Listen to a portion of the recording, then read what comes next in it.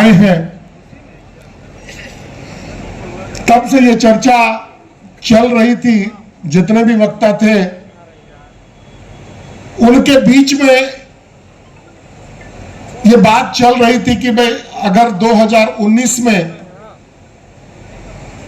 अगर आजसू और भारतीय जनता पार्टी का गठबंधन जिस प्रकार लोकसभा में था उसी प्रकार से अगर विधानसभा में होता तो शायद आज इस राज्य की जनता को ये नरकीय सरकार, ये नरकीय हालात नहीं देखने पड़ते।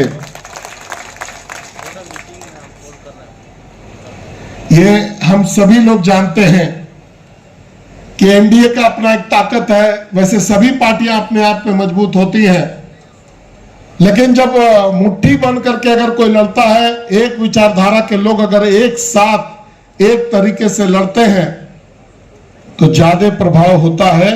इस बात से हम इनकार नहीं कर सकते। आज 2024 लोकसभा का चुनाव हम लोगों के सर पे है और ये एक विचारधारा की लड़ाई है। जैसे आप कहीं पर भी जाएं, किसी भी टीवी में जाएं या किसी अखबार से सुने या किसी भी जो लोग सर्वेस करते हैं उनसे सुने, तो आपको ये पता चलेगा कि इस बार एनडीए की सरकार भारी मतों से जीत करके आ रही है, बहुत बड़े संख्या में सीट लेकर के आ रही है। लेकिन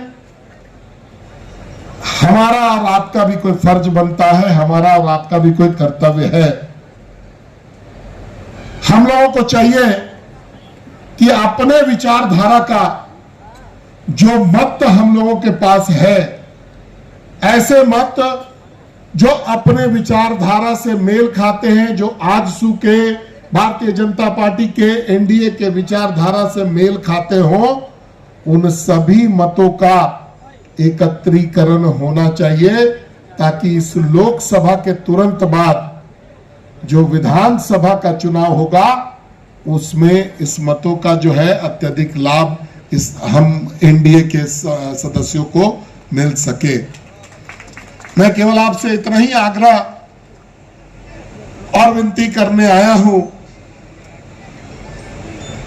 कि मैंने नेतागिरी हमेशा सेवा भाव से किया है। मैंने कभी भी नेतागिरी को बहुत लोगों से आप बात करेंगे तो उनको मेरे में बहुत नेता का गुण बहुत नजर नहीं आता है, हमको भी नहीं आता अपने आप में नजर, लेकिन एक सेवक का भाव मेरे अंदर है और वो हमारे क्षेत्र के लोगों को भी नजर आता है। इसीलिए हजारीबाग की जनता ने दूसरी बार मुझे बहुत बड़े मार्जिन से, अगर हम भारतीय जनता पार्टी का ये देखें तो भारतीय जनता पार्टी में जितने भी लोग जीत करके आए थे उन सभी में हजारीबाग विधानसभा का मार्जिन जो है 2019 के 24 में 2019 में ये सबसे अधिक था।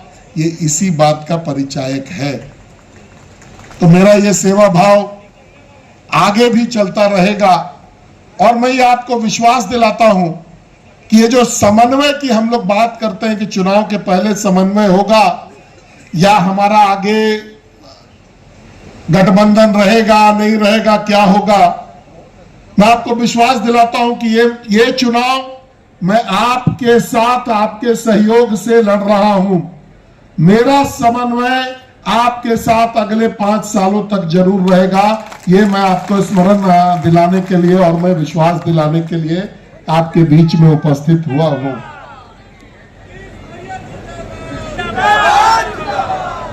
अंत में मैं इतना ही कहना चाहूंगा, हजारीबाग जीतेंगे, फिर झारखंड जीतेंगे, जीतेंगे पूरा देश।